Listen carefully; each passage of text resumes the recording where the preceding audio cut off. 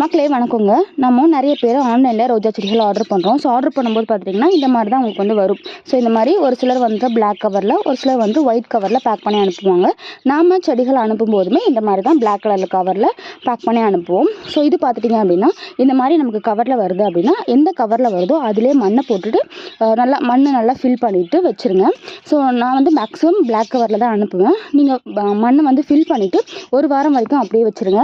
நான் அனுப்பும்போது, அதாவது நான் பேக் பண்ணும்போது இலைகள்லாம் இருக்கும் இல்லையா, ஸோ அந்த இலைகள்லாம் உங்கள் கைக்கு வந்ததுமே அந்த இலைகள் எல்லாமே கொட்டி போயிடும். கொட்டி போனதுக்கப்புறமா மறுபடியும் நிறைய துளிர்கள் வைக்கும். ஸோ நல்லா துளிர்லாம் வச்சு பிளான்ட் ஹெல்த்தி ஆனதுக்கப்புறமா நீங்கள் ரீபாட் பண்ணிக்கலாம். ஸோ இந்த மாதிரி நான் வந்து ஒரு ஆன்லைன் ஸ்டோரில் வாங்கின செடியை தான் வந்து இப்போ ரீபாட் பண்ணுறேன். இது வாங்கி கிட்டத்தட்ட ஒரு 1.5 மாதம் கிட்ட எல்லாம் இருக்கும். இப்போ தான் கொஞ்சம் நல்லா தளைஞ்சு வந்துட்டுருக்கு. இதில் வந்துட்டு நான் இடையில வந்து ஹியூமிக் ஆசிட் வந்து அப்பப்போ கொடுக்குறதுங்க. ஸோ நல்லாவே தளைஞ்சு வர ஆரம்பிச்சிடும், வேரும் நல்லா பிடிக்க ஆரம்பிச்சிடும். செடிகள் நடவு பண்ணதுமே கொஞ்சமாக ஹியூமிக் ஆசிட் கொடுங்க வேரில். உயிர்